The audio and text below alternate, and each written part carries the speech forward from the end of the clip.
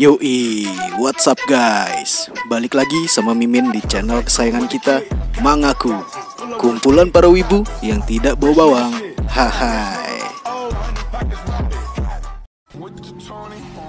Oke, kali ini Mimin bakal bawain alur cerita dari Omniscient Reader's Viewpoint.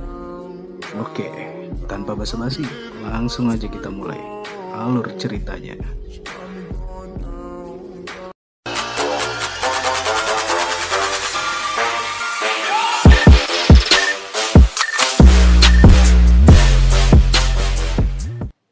Bahkan kondisi di area ini benar-benar seperti kota monster. Karena seisi kota sudah terisi dengan monster. Dokja sendiri sedang sibuk mencari perbekalan untuk dirinya bertahan hidup di sana. Area pada skenario kedua ini sangat tercemar, dan Dokja diperintahkan untuk berlindung ke bawah tanah. Dokja pun bergegas pergi untuk mencari tempat berlindung. Di saat Dokja sedang berjalan, tiba-tiba ada yang berteriak meminta tolong. Dokja pun berhenti untuk mengecek siapa yang meminta tolong itu. Karena menurut Dokja, seharusnya sudah tidak ada manusia yang selamat di sana. Tapi ternyata ada seorang wanita yang terbaring kesakitan dan meminta tolong pada Dokja. Tanpa basa-basi, Dokja langsung lari membawa wanita itu ke tempat yang aman. Tapi pintu stasiun sudah banyak yang tutup. Dokja harus memikirkan jalan lain untuk pergi. Tapi tiba-tiba, wanita itu berkata, "Exit 4." Dokja pun langsung berlari menuju tepat ketika Dokja sampai di sana. Ternyata, ada orang yang sedang berusaha membuka pintu tersebut. Orang-orang itu pun kaget, karena menurutnya, sudah tidak ada orang yang selamat di luar pintu tersebut. Dokja pun berteriak pada mereka untuk segera membuka pintunya. Tapi orang-orang itu berkata kalau Dokja tidak boleh masuk ke dalam. Dokja pun berkata, "Di sini ada yang terluka." Tapi orang itu tetap tidak peduli dengan kondisi Dokja dan tidak mau membuka pintu itu. Dokja pun terpaksa membuka pintu itu sendiri. Sontak orang-orang itu kaget dan mereka langsung lari. Sampai akhirnya Dokja berhasil masuk ke dalam pintu tersebut. Notif pun memberitahu kalau Dokja sudah memasuki zona aman. Dokja langsung memberikan sebuah obat untuk sedikit menyembuhkan wanita itu. Tiba-tiba, ada sekelompok orang yang datang menghampiri Dokja. Orang itu berkata, "Siapa kau?" Dokja pun mengenalkan dirinya. Tapi pria itu malah berteriak dan berkata, "Siapa yang tanya itu padamu? Siapa wanita itu?" Ternyata, wanita itu adalah kelompok terpinggirkan. Dan terlihat, mereka seperti sedang memikirkan hal yang licik. Diketahui, pria itu bernama Cheolso. Lalu, Cheolso berkata, "Hei, serahkan wanita itu pada kami." "Dan itu apa?" "Santai, tinggalkan makanan itu juga, dan kau akan hidup." Dokja terus berpikir, mengapa makin kesini makin banyak karakter yang tidak dia ketahui. Bahkan karakternya makin tidak jelas, sehingga membuat alurnya menjadi jelek.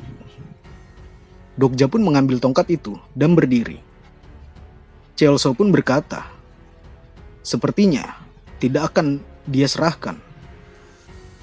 Tapi Dokja sama sekali tidak takut berhadapan dengan orang-orang seperti ini. Cheolso pun bersiap melawan Dokja dan berkata, sepertinya dia percaya pada kekuatannya. Dia tidak akan mengecewakan kita. Kalau kau tidak lari sekarang, kau akan mati.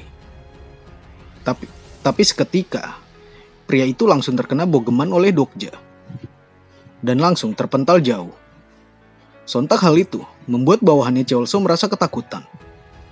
Karena Dokja dapat dengan mudah mengalahkan bosnya.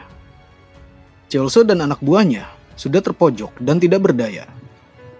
Dokja berkata, "Bang Cheolso, dari Cheoldu Group." Cheolso berkata, "Apa kau mengenalku?" Ingat Dokja, orang-orang ini seharusnya sudah dimusnahkan oleh Yu Jung Hyuk. Tapi Dokja heran, mengapa mereka masih hidup? Cheolso berkata, "Apa kau berasal dari kategori itu? Kau pasti telah menumbangkan orang kan?" "Ya, aku rasa kita mirip." Dokja seketika mengingat kejadian-kejadian sebelumnya, di mana dia sudah menumbangkan orang. Tiba-tiba, skill The Fourth Wall aktif dan berhasil memblokir skill The Bluff dari Cheolso. Dokja yang menyadari itu langsung menghajar Cheolso. Yang awalnya, Dokja berpikir untuk tidak menumbangkan mereka. Tapi perlakuan mereka yang membuat Dokja harus melakukan itu. Dokja berpikir kalau orang-orang ini hanyalah manusia lemah. Tapi mereka tega melakukan hal-hal yang jahat di dunia ini. Dokja pun bertanya pada Cheolso, "Kenapa kau lakukan itu?" Cheolso berkata, "Sial, musnahkan saja aku bajingan. Anjing, dunia seperti anjing ini." Dokja jadi berpikir, kalau dia melakukan ini bukan karena instingnya, melainkan hanya manusia yang sudah putus asa jauh sebelum dunia ini hancur. Sama seperti Dokja di kehidupan sebelumnya. Dokja pun langsung menumbangkan Cheolso, karena harus menyelesaikan sub-skenario-nya juga. Karena Dokja juga harus menjalani hidup barunya di dunia ini. Dokja berkata, "Tunjukkan padaku di mana grup itu berada." Dokja pun akhirnya tiba di suatu tempat, yang di mana tempat itu banyak sekali orang yang berlindung di sana. Lalu tiba-tiba ada yang memanggil Dokja. Ternyata orang itu adalah Sang Ah, dan disusul dengan yang lainnya juga. Yang ternyata mereka semua selamat dan ada di tempat ini sekarang. Lalu Hyung Sung berkata, "Aku benar-benar minta maaf. Waktu itu aku meninggalkan kau." Dokja berkata, kalau itu situasi yang tidak dapat dihindari. Hyun Sung berkata, "Aku senang. Jong Hyuk benar. Jong Hyuk bilang kalau kau mungkin masih hidup." Dokja pun menanyakan, di mana Jong Hyuk sekarang? Hyun Sung mengatakan kalau dia sudah tidak ada di sini sekarang, karena Jong Hyuk baru meninggalkan stasiun ini kemarin. Dokja berpikir kalau Jong Hyuk sudah jauh tanpa melihat ke belakang untuk mencapai tujuannya. Meski begitu, dia adalah seseorang yang akan melakukan pembersihan dasar. Lalu, Dokja menanyakan satu orang lagi yang seharusnya ada bersama mereka. Sang Ah berkata, "Ah iya, kepala departemen." Belum selesai Sang Ah berkata, tiba-tiba ada seseorang yang berteriak memerintahkan orang untuk minggir. Ternyata mereka menghampiri Dokja membawa senjata. Dan di antara mereka ternyata ada orang yang tidak berguna itu. Siapa lagi kalau bukan Myung Oh. Myung Oh pun terkejut ketika melihat Dokja masih hidup. Karena menurutnya, Dokja seharusnya sudah gugur. Myung Oh berkata, "Singkirkan orang itu. Dia adalah pria yang sangat kejam. Dia seharusnya tidak di sini." Tiba-tiba, ada seseorang yang menghampiri Myung Oh dan berkata, "Hahaha, Myung Oh, semua orang yang selamat harus rukun. Berhentilah. Senang bertemu denganmu.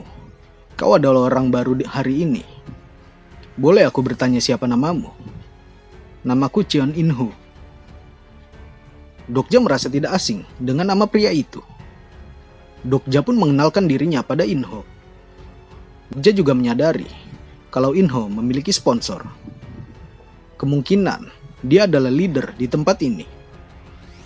Sepertinya Cheolso juga di bawah kelompok In-ho. Tapi kenapa mereka ditinggalkan di tengah jalan?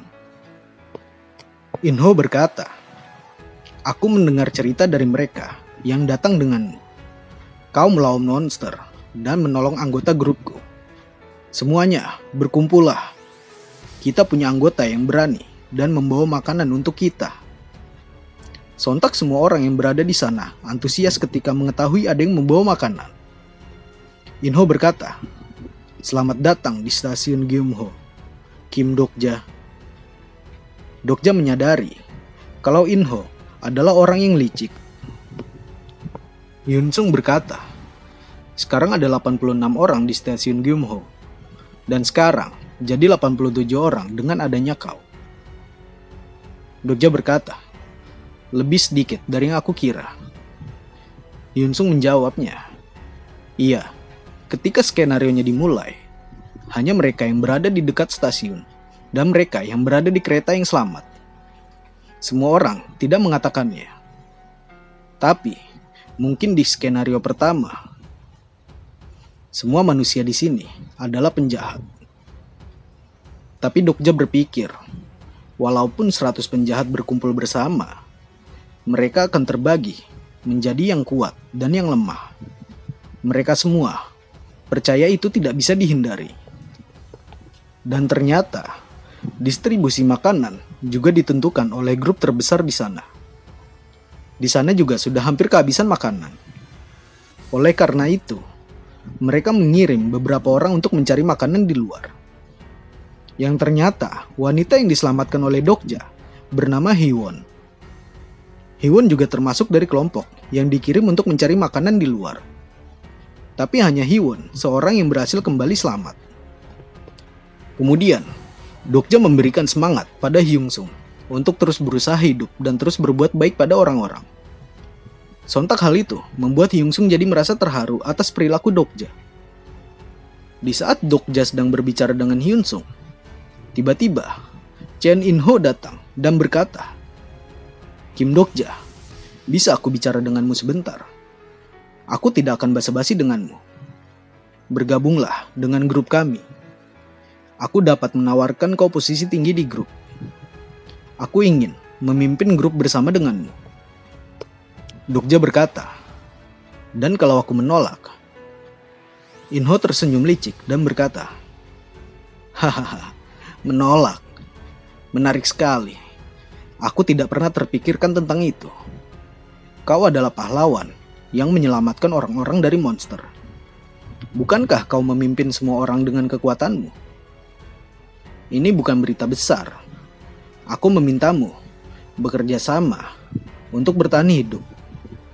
Tidakkah kau melihat banyak orang yang menyedihkan di sini, bukan? Dokja terdiam dan berpikir. Hyunsung berkata, apa tidak apa-apa menolak permintaan seperti itu? Dokja menjawabnya, apa kau ingin aku menerimanya? Hyunsung berkata, tentu saja tidak. In-ho mengatakan sesuatu pada akhirnya. Yang dimana In-ho berkata, kalau Dokja berubah pikiran, Dokja bisa mencarinya kapan saja. Dan Dokja menjawabnya, kalau dia tidak akan berubah pikiran. In-ho pun berkata, hahaha, kita lihat saja nanti. Dokja menanyakan pada mereka, apakah mereka lapar? Dokja mempersilahkan mereka untuk mengambil satu persatu makanan itu. Lalu tiba-tiba, ada sekelompok orang yang datang menghampiri mereka dan berkata, hei, apakah kau benar-benar memonopoli makanan? Apakah kau akan makan semuanya ketika ada cukup untuk dibagikan dengan semua orang? Serahkan makanan itu pada In-ho. Dia akan membagikannya dengan adil. Dokja pun menyadari kalau ini semua adalah ulah dari Cheo In-ho, di mana dia memanfaatkan keputusasaan orang-orang sebagai pupuk untuk kekuasaan. In-ho berkata, pilih membagikan makanan dan menjadi pahlawan, atau memonopolinya sendiri dan menjadi penjahat. Dokja pun sangat kesal dengan In-ho. Tapi tiba-tiba, notif muncul. Kalau Dokja saat ini memasuki area skenario utama kedua. Temukan di mana skrip aktif dan pergi. Di saat seperti itu, In-ho langsung memanfaatkan keadaan dan berkata, semuanya tolong tenang. Sepertinya ada kesalahpahaman. Kim Dokja sudah memutuskan untuk bekerja sama dengan kita. Tentu saja, kami akan bertanggung jawab atas makanannya untuk memastikan itu digunakan secara adil. Dan aku berjanji, aku akan bekerja sama denganmu ke depannya. Dokja yang tidak mau dirugikan pun berkata, tentu saja, kau akan mendapatkan banyak makanan. Tapi, makanan ini tidak gratis. Inho berkata, "Apa maksudnya itu? Jangan bilang kau ingin menjual makanannya." Dokja menjawab, "Itu benar. Aku bukan sukarelawan. Dan aku tidak mempercayai mereka." Mereka pun bertanya, berapa uang yang harus mereka bayar untuk makanannya. Dokja mengatakan, kalau dia hanya terima bayaran menggunakan koin saja. Tentu, Dokja juga menagih koin pada temannya yang sudah mengambil makanan miliknya tadi. Kemudian Hyewon berkata, "Tentu saja, itu bukan masalah. Aku akan membayarmu sekarang. Karena aku tidak mau barang gratis. Aku, Jung Hyewon. Terima kasih telah menyelamatkanku pagi ini." Hyewon pun berkata pada yang lainnya, agar segera membayar makanan yang mereka sudah ambil. Karena makanan yang mereka ambil adalah sesuatu yang didapatkan Dokja dengan mempertaruhkan nyawanya. Karena Hyewon tidak mau teman-temannya memakan makanan gratisan seperti orang lain yang ada di sana. Setelah mendengar perkataan Hyewon, mereka pun akhirnya membayar makanan itu pada Dokja. Dokja pun tidak bisa menolak hal itu. Ternyata, dari semua orang di sini, hanya Gilyong yang memiliki pikiran lebih dewasa. Karena Gilyong membayar dengan harga yang lebih dari yang lainnya. Singkat cerita, mereka pun akhirnya beristirahat dan tidur. Tapi Dokja dan Hyungsung masih tersadar. Hyunsung meminta Dokja untuk beristirahat juga, dan Hyungsung yang akan berjaga di sana sementara. Tapi Dokja menolaknya. Karena masih ada hal yang harus Dokja kerjakan. Ternyata, makanan sisa kemarin sudah terjual habis dan tak tersisa lagi. Inho berkata pada mereka semua, "Dengar, mulai hari ini, aku akan membatasi rasio makanan. Distribusinya menjadi 1 bangkuk biskuit per orang." Tentu hal itu membuat semua orang merasa kaget. Karena mereka harus hidup lebih irit lagi ke depannya. Inho mengatakan, kalau mereka ingin mendapatkan rasio makanan lebih banyak, mereka bisa menjadi tim pengintai. Tapi tiba-tiba, ada seseorang yang membantah perkataan Inho. Dan Inho berkata, "Kau tidak harus menjadi pengintai. Ada cara lain untuk mendapatkan makanan. Aku juga tidak ingin melakukan ini. Tapi, kemarin Kim Dokja di sana mengatakan sesuatu yang cukup bagus." Dokja merasa heran dengan permainan yang dilakukan Inho. Yang ternyata, setengah makanan yang dimiliki Dokja sudah dibeli semua oleh grup Inho. Inho berkata kembali, "Kim Dokja, kau membuat pilihan yang paling buruk. Kau akan menyesali ini." Kim Dokja benar. Semuanya. Apa yang gratis di dunia ini? Kalau kau mau makanan, kau harus membuktikan nilaimu. Kami akan menukarkan makanan dengan apa saja yang kami nilai berharga. Karena begitulah cara kerjanya secara alami. Terima kasih telah mengatakan sesuatu yang bagus, Kim Dokja. Tentu saja, perkataan Inho barusan untuk memprovokatori semua orang yang ada di sana. Benar saja, semua orang menganggap ini adalah salah Dokja. Tapi Dokja tetap bersikap tenang. Karena Dokja sedang mempelajari situasinya, yang dimana Inho mengendalikan mereka menggunakan skill miliknya, yaitu Insight. Lalu Hyewon berkata, pada akhirnya Mainstream Group menjadi pemonopoli makanan lagi, dengan memfasilitasi transaksi antar orang. Bukankah tujuan utamamu untuk merusak monopoli dari Mainstream Group? Dokja berkata, "Itu benar. Aku ingin merangsang orang-orang untuk bertindak spontan." Uhuy. Hyewon sedikit kesal dengan sikap yang Dokja lakukan. Karena sudah menjual semua makanannya pada Mainstream Group. Mainstream Group itu grup yang dikendalikan oleh Inho. Dokja dengan santainya mengatakan kalau dirinya merasa tidak dirugikan sama sekali. Karena dia kini mendapatkan banyak koin. Hyewon pun semakin tidak habis pikir dengan jalan pikiran Dokja. Tapi Sangah meyakinkan Hyewon untuk mempercayakan semuanya pada Dokja. Hyewon bertanya pada Dokja, apakah dia masih memiliki sisa makanan untuk dirinya makan sendiri? Dokja mengatakan kalau dia sudah tidak memiliki sisa makanan, karena sudah dia jual semua makanan miliknya. Mendengar perkataan Dokja barusan, tiba-tiba Gilyong menyodorkan makanan miliknya untuk Dokja makan. Tapi Dokja menolaknya dan menyuruh Gilyong memakannya saja. Setelahnya, Dokja berkata pada teman-temannya, apa kalian masih punya sisa makanan dari yang kalian beli kemarin? Makanlah semuanya sekarang. Akan lebih bagus kalau kalian bisa menghabiskannya sebelum hari ini selesai. Karena Dokja menyadari akan terjadi sesuatu yang lebih gila, di mana Mainstream Group menjual makanan yang mereka beli pada Dokja seharga 200 koin per barang.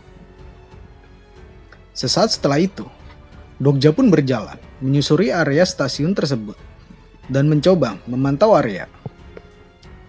Lalu tiba-tiba Hyewon berkata, semua orang yang pergi ke arah sana, tidak ada yang pernah pulang kembali. Tidak peduli anggota geng atau bukan. Tentu saja, kau tidak berniat pergi ke sana bukan? Hyewon masih tidak enak karena sudah ditolong oleh Dokja kemarin. Dan dia terus merasa ingin berterima kasih pada Dokja. Tapi tiba-tiba, fokus mereka teralihkan pada seseorang. Hyewon berkata, hei, pria dengan kaki pincang itu. Dia adalah orang yang menyerangku kemarin. Jangan berani-beraninya kau menyentuh dia. Karena aku sendiri yang akan menumbangkan bangsat itu sendiri. Tapi Hyewon merasa ada yang aneh di camp pengintai itu. Karena mereka membawa tidak hanya perempuan, tapi juga orang tua. Hyewon yang melihat itu tidak bisa tinggal diam. Dan dia langsung berlari ke arah camp pengintai. Dokja pun berusaha menghentikan Hyewon dan berkata, tunggu Hyewon, apa yang akan kau lakukan? Hyewon berkata, aku akan menghentikan mereka. Kalau orang-orang itu pergi keluar sebagai pengintai, mereka tidak akan pernah kembali. Dokja berkata, kalau begitu, kau akan membiarkan mereka mati kelaparan. Hyewon pun terdiam karena tidak tahu harus berbuat apa lagi. Hyewon masih tidak terima dan ingin pergi menolong mereka. Tapi Dokja kembali menekankan Hyewon kalau mereka lebih baik diam saja untuk saat ini. Karena kalau mereka menghentikannya, itu tidak akan menyelesaikan masalah. Sesuatu yang mirip akan terjadi lagi kalau mereka menghentikannya. Selama mereka tidak mempunyai makanan yang cukup. Dokja di sini jadi berpikir kalau karakter Hyewon bukan hanya seorang karakter yang lewat saja, tetapi dia dapat dipertimbangkan untuk dijadikan sebagai rekan. Tapi yang Dokja masih pikir, dia seorang crouching figure yang memiliki Seal Demon Slaying. Lalu Dokja berkata, Hyewon, kunci utama masalah ini adalah makanan kan? Hyewon pun membenarkan perkataan Dokja. Dokja melanjutkan perkataannya. Kalau begitu, kita bisa menghilangkan penyebab masalahnya saja. Dan tiba-tiba, Dokaibi muncul tepat di sana. Dokaibi menyapa mereka dan berkata, bagaimana kabar kalian? Apa kalian sudah bosan? Teman yang biasa bertanggung jawab atas channel ini sedang dihukum. Jadi, untuk skenario ini, aku yang akan bertanggung jawab. Anyway, kalian terlihat sangat damai. Bihyung itu bertingkah angkuh dan membiarkan tingkat kesulitan skenario serendah ini. Tiba-tiba, muncul notif yang berisikan, skenario penalti telah ditambahkan. Cadangan makanan akan dibatasi mulai sekarang. Dan sisa makanan yang ada akan menghilang.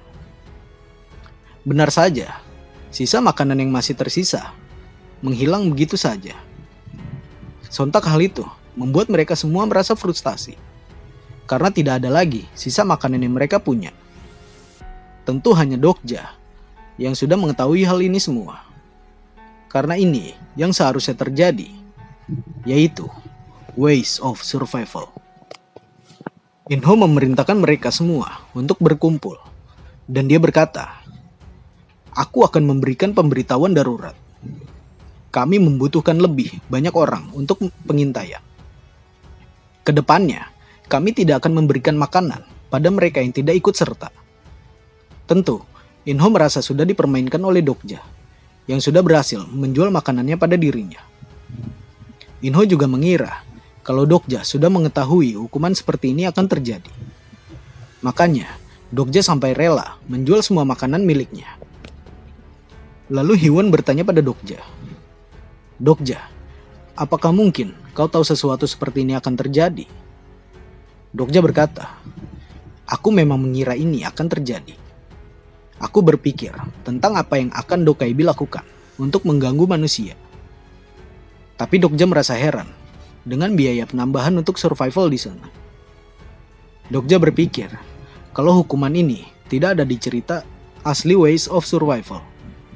Apa mungkin karena kontrak yang Dokja buat dengan Bi-hyung yang menyebabkan perkembangan ini? Kemudian, Hyun-sung berkata, "Dokja, apa yang akan kita lakukan? Apakah kau akan bergabung dengan Scott Team?" Dokja berkata, "Tidak. Kita tidak akan pergi ke atas. Kalau kita pergi ke sana, kita pasti akan mati tanpa terkecuali." Hyun-sung berkata, "Tapi kita butuh mengumpulkan makanan dari atas sana." Dokja menjawabnya, "Lee Hyun-sung, dunia telah berubah. Jadi, makanan kita juga harus berubah." Dokja pun menunjuk area rel kereta yang tadi sedang dia pantau. Dokja berkata, "Kita akan berburu monster." Dan mereka pun sudah bersiap untuk menyelusuri rel kereta tersebut. Tapi sebelum mereka pergi, Inho menitipkan satu anggota grupnya untuk bergabung bersama mereka. Yang ternyata, orang itu adalah manusia paling overpower, yaitu Han Myung-oh. Setelah mereka berkumpul, akhirnya mereka bergegas pergi menelusuri rel tersebut. Sejauh ini, mereka belum menemukan monster di sana. Hanya ada mayat-mayat manusia.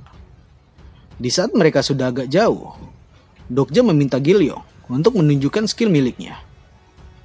Gilyong pun menuruti dan langsung menyentuh tanah, dibarengi dengan munculnya cahaya-cahaya yang seperti menuntun mereka pada serangga yang ada di sana. Ternyata atribut yang Gilyong miliki adalah Insect Collector, di mana Gilyong bisa berkomunikasi dengan para serangga di sana. Gilyong mengatakan kalau tidak ada apa-apa di depan mereka dan 100 langkah ke depan masih aman. Mereka pun langsung berjalan kembali. Namun tiba-tiba ada notif muncul yang berisikan sub-skenario yang baru telah tiba. Skenario kedua. Skenario ini memerintahkan mereka untuk berburu monster yang dapat dijadikan sebagai makanan. Ternyata, tepat di hadapan mereka, sudah banyak sekali bangkai monster yang sudah tergeletak di sana.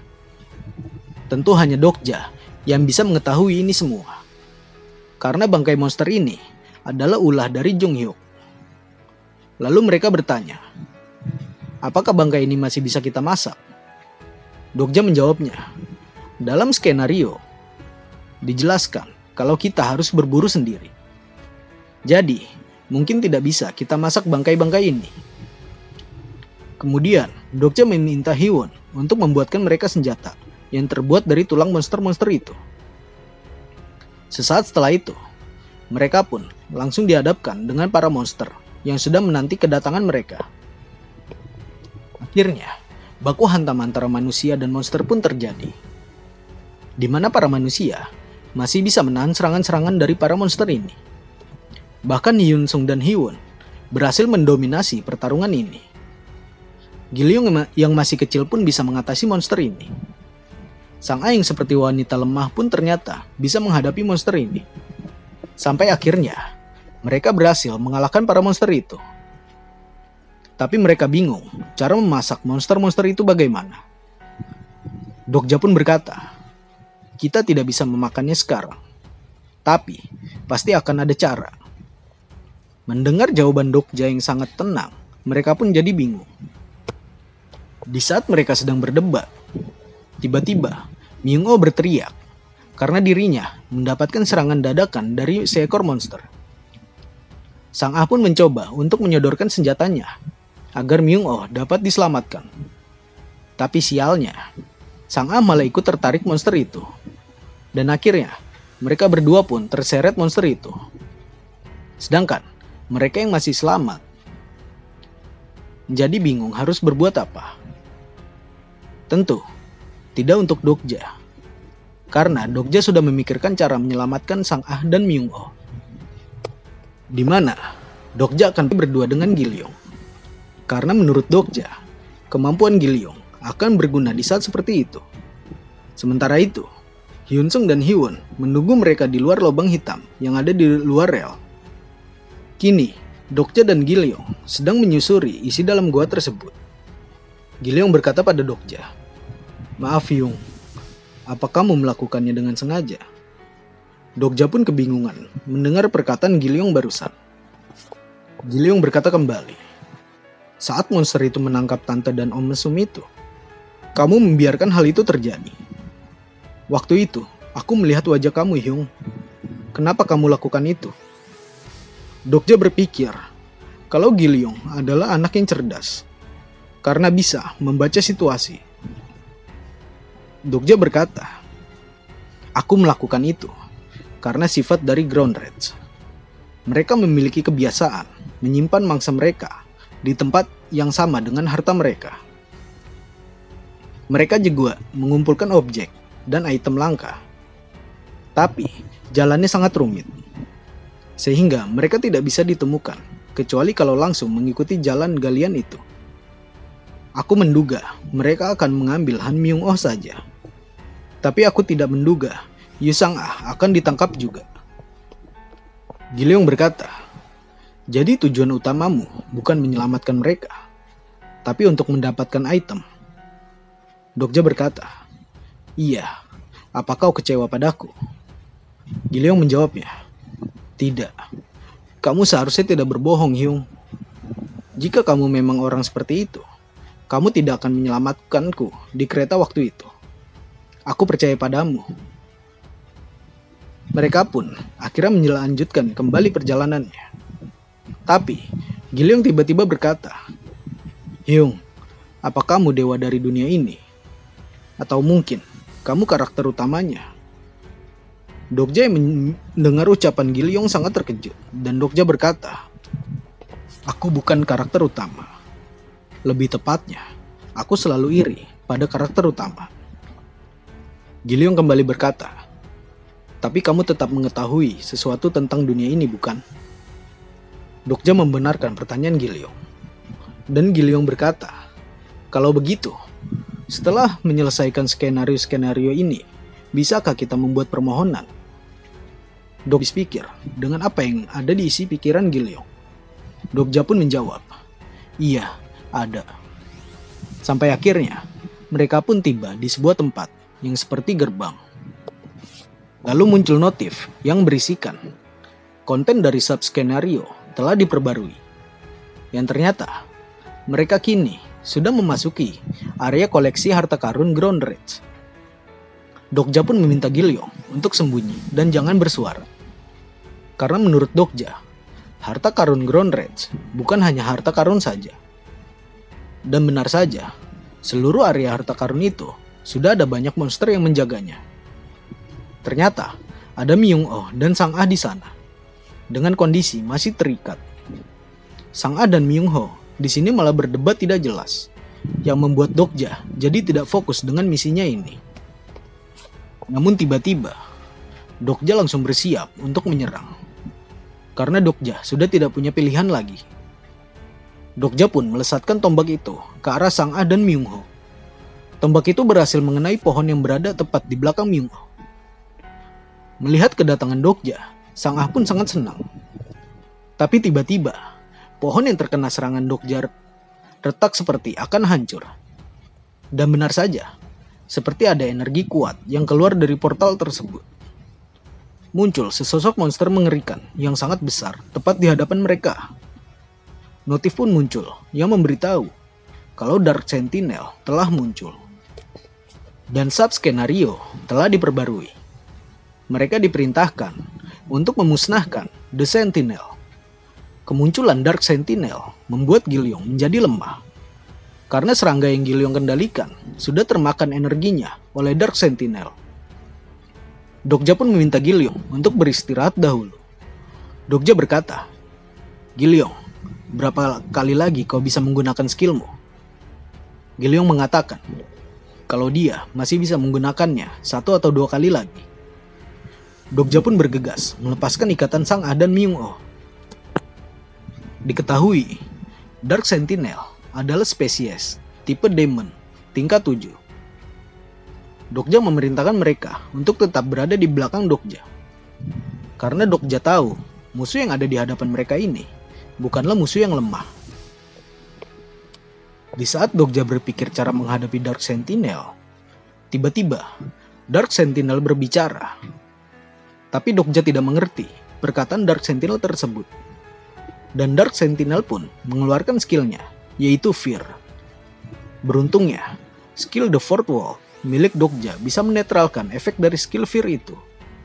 Tentu, hal itu membuat Dark Sentinel menjadi marah. Dia mengatakan sesuatu yang Dokja tidak mengerti kembali.